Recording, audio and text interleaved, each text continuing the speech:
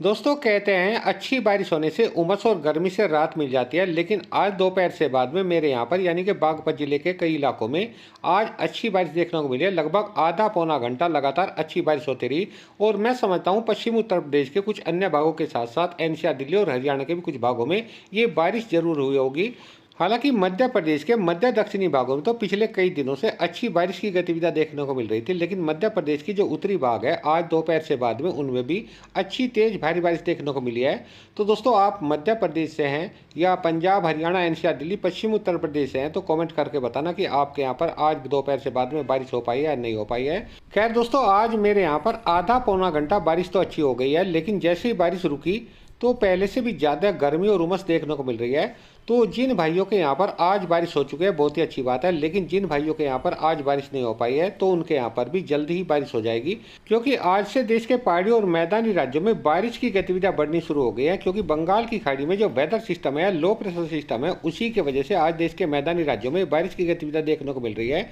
और आने वाले 3-4 दिनों के दौरान भी देश के पहाड़ी और मैदानी राज्यों के ज़्यादातर भागों में अच्छी बारिश होने की संभावना बनी रहेगी। तो दोस्तों जिस तरह की वीडियो मैं रोजाना बनाता था उस तरह की वीडियो आज मैंने नहीं बनाई है, और ही तरह की वीडियो आपको देखने को मिलेगी जिससे आप भी आसानी से समझ सके कि बंगाल की खाड़ी में बनने वाले लो प्रेशर सिस्टम का क्या ट्रैक रहने वाला है और आने वाले 3-4 दिनों के दौरान यह लो प्रेशर सिस्टम किस ट्रैक पर जाने वाला है और किन किन राज्यों पर भारी मूसलाधार बारिश देने वाला है। और देश के पहाड़ी मैदानी राज्यों में भी इस लो प्रेशर सिस्टम की वजह से किस तरीके से आने वाले 3-4 दिनों के दौरान देश के पहाड़ी और मैदानी राज्यों में अच्छी बारिश देने वाला है। तो जैसा कि आप देख सकते हैं इस समय लो प्रेशर सिस्टम बंगाल की खाड़ी में उड़ीसा के दक्षिणी पश्चिमी भागों पर बना हुआ है। इसे और भी अच्छा और स्पष्ट दिखाने के लिए देखिए मैं थोड़ा सा इसे मार्क कर देता हूँ ताकि आप सभी को देखने में और भी आसानी हो सके। इसके अलावा मैंने ऊपर तारीख भी लिख दिया है, जैसे जैसे सिस्टम ऊपर की ओर आएगा तो ये तारीख भी आप यहाँ पर देख सकते हैं कि किस तारीख में सिस्टम किस राज्य पर होगा। तो इसके अलावा सबसे ज़्यादा आपको जो वीडियो में ध्यान देना है इस चीज़ पर देना है। देखिए ये जो दक्षिणी पश्चिमी से हवाएं इस समय हमारे भारत की ओर आ रही हैं, इन हवाओं की वजह से देश के पहाड़ी और मैदानी राज्यों में बारिश होने वाली है। और आज इन हवाओं की वजह से देश के पहाड़ी और मैदानी राज्यों में जो बारिश की गतिविधियां हुई हैं वे इन्हीं हवाओं की वजह से हुई हैं, क्योंकि जैसे ही बंगाल की खाड़ी में बने वेदर सिस्टम ने धीरे धीरे आगे को बढ़ना शुरू की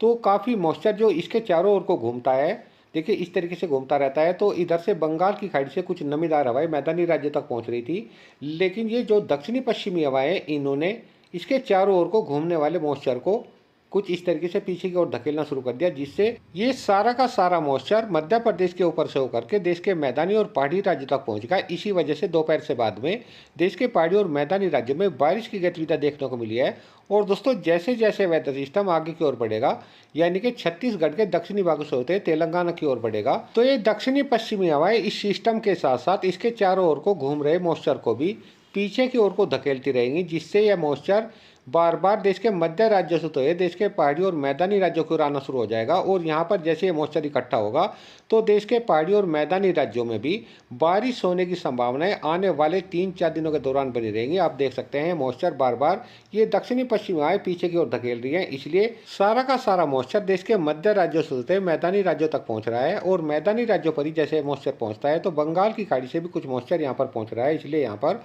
बादल बनने शुरू हो जाएंगे और बारिश होने की संभावनाएं बन जाएंगी। इस तरीके से आने वाले 3-4 दिनों के दौरान पंजाब हरियाणा एनसीआर दिल्ली उत्तर प्रदेश के साथ साथ पहाड़ी राज्यों के भी काफी भागों अलग अलग स्थानों पर हल्की मध्यम कुछ भागों पर तेज बारिश होने की संभावनाएं बनी रहेंगी। और दोस्तों जैसे यह वेदर सिस्टम लगभग 21 जुलाई में छत्तीसगढ़ तेलंगाना के ऊपर से होकर के गुजरात के दक्षिणी पूर्वी भागों पर पहुंचेगा, उस समय तक थोड़ा सा कमजोर पड़ चुका होगा, क्योंकि बंगाल की खाड़ी से जब भी कोई वेदर सिस्टम चलता है तो काफी एनर्जी उसके साथ होती है, लेकिन जैसे जैसे वह बारिश देता हुआ आगे को बढ़ता है तो उसकी एनर्जी कम होने लगती है। इसी तरीके से इस वेदर सिस्टम की भी एनर्जी थोड़ी गुजरात तक पहुंचने में कम हो जाएगी, लेकिन जैसे गुजरात के पास पहुंचेगा तो अरब सागर से इसे फिर से काफी नमीदार हवाएं मिलना शुरू हो जाएंगी, यानी कि फिर से स्ट्रॉन्ग होना शुरू हो जाएगा। लेकिन दक्षिणी पश्चिमी हवाएं इसके मॉइस्चर को लगातार पीछे की ओर को धकेलती रहेंगी, जिससे इसका सारा मॉइस्चर मध्य प्रदेश और राजस्थान के ऊपर से होकर के देश के मैदानी और पहाड़ी राज्यों तक पहुंचता रहेगा, जैसे कि आप देख सकते हैं, जिससे देश के पहाड़ी और मैदानी राज्यों में बारिश होने की संभावनाएं बनी रहेंगी। लेकिन दोस्तों जैसे ही अरब सागर से फिर से मॉइस्चर मिलना शुरू होगा, थोड़ा स्ट्रॉन्ग हो जाएगा,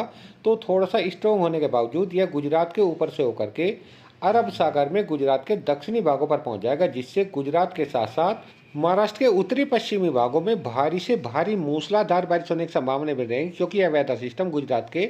दक्षिणी भागों पर कई दिनों तक बना रहेगा और स्ट्रॉन्ग होता रहेगा, क्योंकि दक्षिणी पश्चिमी हवाएं इसे आगे की ओर नहीं बढ़ने देंगी। इसलिए गुजरात और महाराष्ट्र के उत्तरी पश्चिमी भागों में कई दिनों तक भारी मूसलाधार बारिश होने की संभावना बनी रहेगी और इसके चारों ओर को जो भी मॉइस्चर होगा वो सारा का सारा दक्षिणी पश्चिमी हवाएं पीछे की ओर धकेलती रहेंगी, जिससे सारा का सारा मॉइस्चर मध्य प्रदेश और राजस्थान के ऊपर से होकर के देश के पहाड़ी और मैदानी राज्यों तक पहुंचता रहेगा। तो इस तरीके से 21 जुलाई से और 24 जुलाई के बीच में देश के पहाड़ी और मैदानी राज्यों में बारिश होने की संभावनाएं बनी रहेंगी और गुजरात और महाराष्ट्र के तो उत्तरी पश्चिमी भागों में 21 जुलाई से और 23 जुलाई तक भारी मूसलाधार बारिश होने की संभावनाएं बनी रहेंगी। लेकिन 23 जुलाई से बाद में जैसे सिस्टम कमजोर पड़ेगा तो उस समय तक बंगाल की खाड़ी से एक नया लो प्रेशर सिस्टम देश के मध्य राज्यों पर पहुंच चुका होगा। ऐसी संभावनाएं फिलहाल दिखाई दे रही हैं। तो दोस्तों, इस वीडियो को देखने के बाद में आप अब समझ गए होंगे कि भले ही कोई वेदर सिस्टम बंगाल की खाड़ी में बनता है, कई बार देश के मध्य राज्यों पर होता है, तो ये दक्षिणी पश्चिमी हवाएं उसके मॉइस्चर को देश के पहाड़ी और मैदानी राज्यों पर पहुंचा देती हैं।